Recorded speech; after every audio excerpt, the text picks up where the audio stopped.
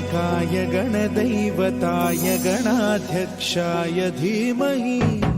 गुणशरीराय गुणमण्डिताय गुणेशानाय धीमहि